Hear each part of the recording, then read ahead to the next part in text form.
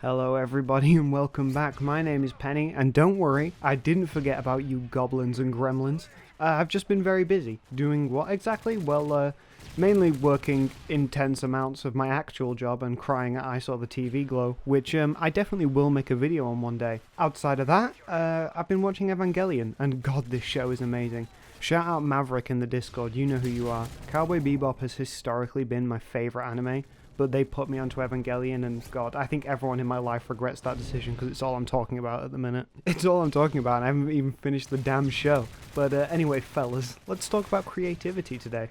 Now, I know what you're thinking. For someone that just puts Call of Duty footage over scripts that they write at midnight, you cover creativity seemingly a lot. And to that I would say, wow, that hurts, but yeah, you're not wrong. There's no glamour in this process, I can promise you that. I cover creativity a lot because it's something that I care about. I've always been someone who fashions themselves as a creative, and mind the pun, but the main way I always intend to express myself was fashion. I've always had a love for it, and yet constantly ran into roadblocks. Now, some of these were valid, such as the price of materials, which god, that's only getting more expensive. It's cheaper now to buy a scarf than make one. Or my crippling ADHD at the time, but now the main thing that blocked me was nothing. Now that doesn't mean I'm going to come to you with a clothing line announcement anytime soon, but I found myself constantly thinking about what was blocking me over and over and over again. I have the money, maybe not the time, but I can definitely make some.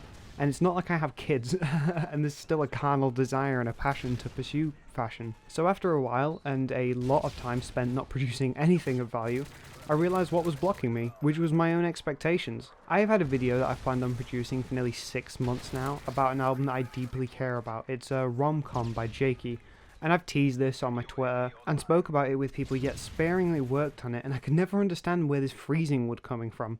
I had an idea where I wanted to take the video and what I wanted to cover, even how to structure it, but then I would edit and just click don't save. And this is cliche, but I realised the real blocker for me this whole time had been me, my standards, and I understand that probably sounds weird because yeah, people naturally want to be good at things, which is entirely normal, but my desire to make the best thing I could was stopping me from making anything at all. The media we consume, whether that's music, film or fashion, is the culmination of creators' experiences both inside and outside of that medium. All those influences come together to make like a digestible medium for you and me. As a consumer slash creator, it seems really easy to immediately place what you do below that, especially if you like look up to someone, because one, who cares about your experiences and the intricacies that you're trying to like portray, and two, you are digesting and seeing the final result of thousands of hours worth of experience. I for a long time have suffered with a disconnect of wanting to make art on the level of those people who I consume the art of. This is people like Jpegmafia, Yohiji Yamamoto, Kurt Cobain, Earl Sweatshirt, Yellow Magic Orchestra, who were a great one by the way. Everyone has influences, but there's a disconnect between me and them in the sense that I will try and reach for their heights, which I can't get close to because I'm new, and then I'll immediately destroy it because I'm not as good as the people that I look up to. And with that self-destructive spiral, you'll never get good at anything because you'll quit by the time you even give yourself a chance to. What has sort of climbed me out of this rut of perfectionism I put myself into was Jpegmafia himself, who I just named. On his newest album, and also on the Scaring the Hose DLC pack, he has 2 verses where he addresses his life and his work leading up to the success he finds now that really hit home with me. It talks about, you know, you've been making music for a decade and no one cares about you. You know, why are you still pursuing this? You can find like emails that Peggy sent himself basically ripping into him of like, you're never going to succeed, why are you even doing this?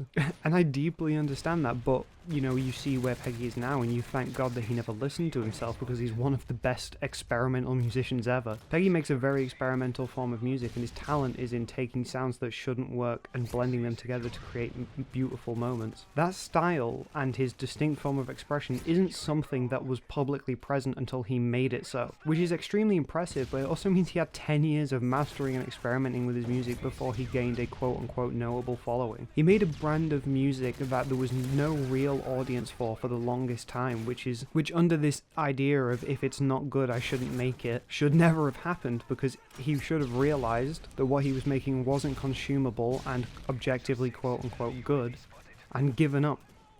But he didn't, and because of that he's created a whole underground scene at this point. I say all of this to say that the matter of being good when it comes to something as pure as self-expression is kinda conceited, and it keeps a lot of us, including me, in our own heads. Measuring something that is true to you, whether crude or polished, on a spectrum of good or bad is a good way of indicting yourself and making yourself feel pretty horrible about the things that you care about. Creatives or artists in general are more susceptible to mental health, or at least it seems that way, because they use the fuel that they find in the world around them to create, or they create as an escape from those issues. One part of that you always see a lot is they talk about media, expectation, and how their art is received, and while I believe that's something that can only really be understood if you're in that space, I like to think what I'm talking about in this video, of placing standards or measurements on something that is so profoundly internal and individual, is a large part of that artist versus consumer disconnect.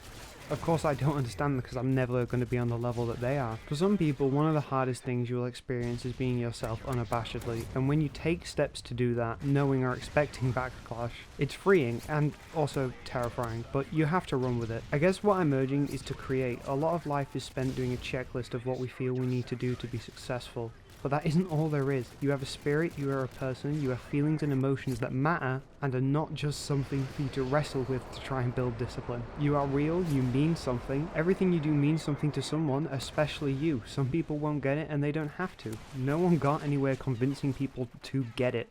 They got somewhere when the desperation to express was a flame that burned brighter than all the reasons they had to fall in line. My name has been Penny. Make something. Send me it when you do. And pull over when you get tired. Bye.